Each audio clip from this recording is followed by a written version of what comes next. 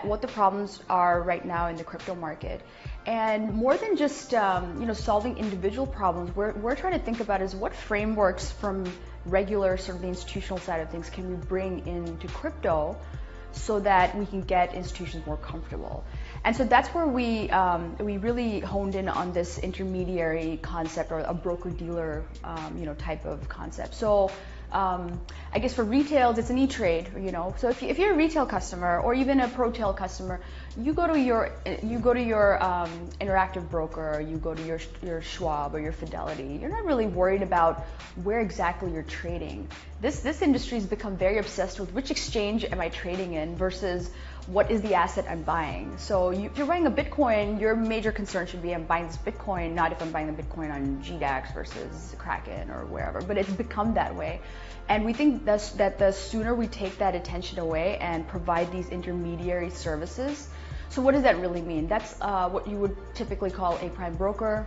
So someone that can face up to the institution, provide them a single onboard, provide them all of their consolidated reporting and other more complicated things that they need from an entity structure perspective, that can provide them best execution, provide them TCA-like analysis. So there's the execution side of things.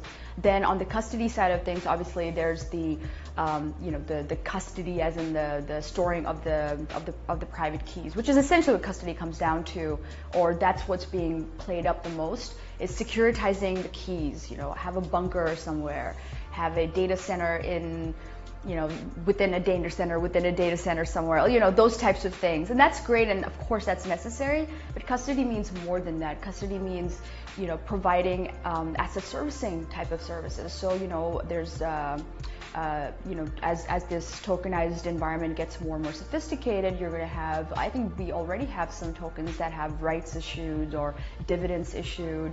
So all of these things, you rely on your custodian, a traditional kind of custodian in the equity space, to manage your stock splits, to figure out where your dividend goes, to figure out the X date, to figure out your tax reporting, to figure out your back office reporting. And I think that's the custody space that we think holistically is required.